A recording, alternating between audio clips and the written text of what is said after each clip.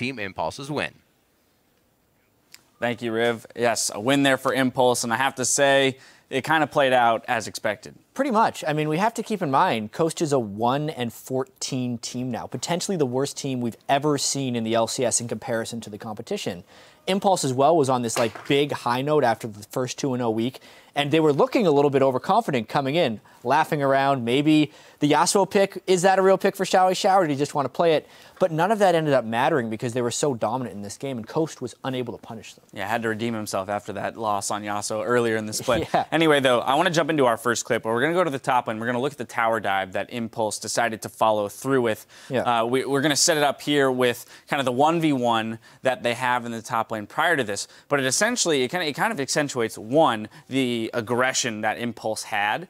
In that they felt free to do whatever they want around the map. I think that's the most important thing, is the freedom that Impulse had and the inability for Coast to punish this over-aggression. I mean, we look at the map right now, and there is nobody on that mini-map that is even close.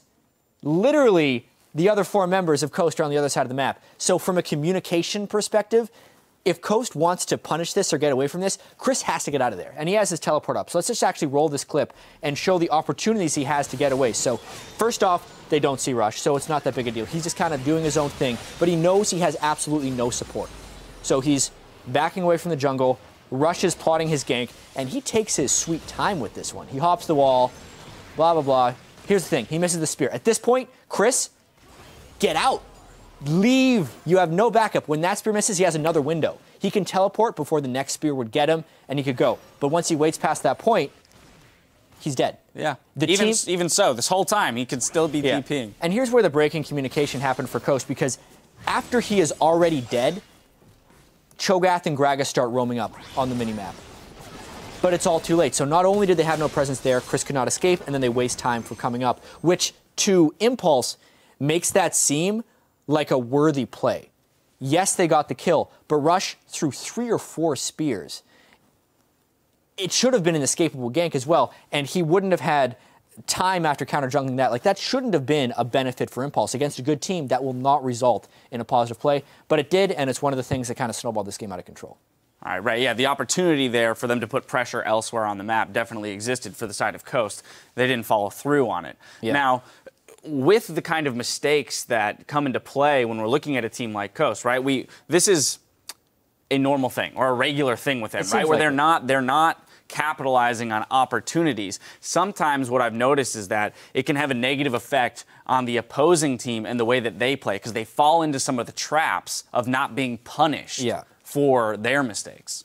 I think this is going to be really interesting. Like, for the next game, when Impulse ends up playing their next opponent, they play Winter Fox tomorrow, a game that they should end up winning.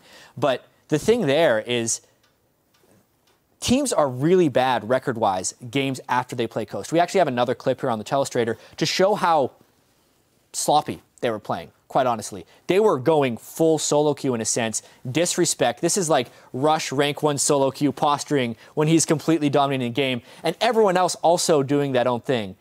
Was in the middle of the game here. Yeah, so we're going to pull that up, and we're going to take a look. This is about 20 minutes into the game in the bottom side jungle, and the result here was definitely positive for Coast in terms of a kill, getting some kills back. But when you look at everything that took place here and the amount of overstepping that Impulse did in order to donate these kills over, it's a little absurd. Yeah, we can get right into this one. Just watch what Rush is doing here. Remember, he is a tier of the goddess Nidalee. He has no real tank stats outside of this, and he is just daring people to go in on him. Yes, they pushed him back, but then at this point, he's throwing spears. He's in front of everybody. No one is close. Leona could turn around, kill him in every moment. If Cho'Gath lands one spell, he's dead, and lo and behold, they actually lock him down. And look what happens. He disappears. And then the problem with this is, normally, after that happens, your team runs away. But Impulse is playing with such overconfidence that they say, nah, we got this. We can stick around. We can continue to stay in. And eventually, it is punished by Coast. But it took that much of a misplay in order for Coast to actually start turning that around. And once again, against the better teams in the LCS that Impulse needs to be ready to play against, that can't happen.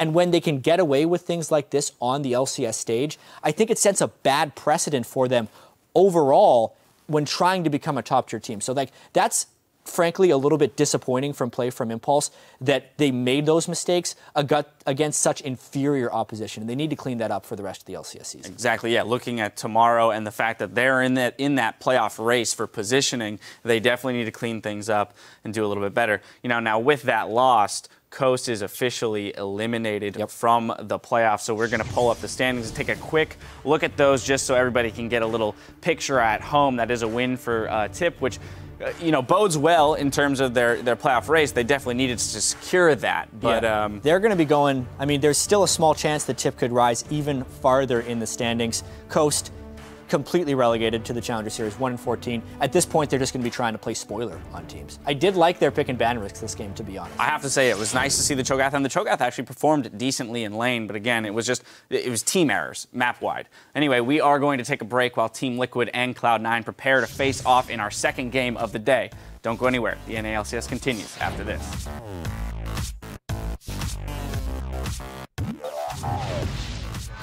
All right, yeah.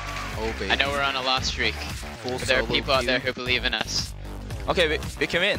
We can win! Teleports at the same time, neither are stopped, so we're gonna get a good one. The Battle Royale in the bottom lane. Impact's gonna get blown away on that one. Was it Heaven saving him? The turnaround, one last shot. How deep is Apollo gonna go? Careful. Okay, careful though. Rumble's here. Give it two. I got TP behind him, Go. TP behind him. Let's go, this guy. Coming. Yeah, no barrier. I got him. I'm on Graves, Graves. Heaven with the hit, but they're all getting choked. Where's the rest of the team here? It's not going to be Conquan able to follow. The solar flares off from the side, and it is going to be Impulse taking down Coast.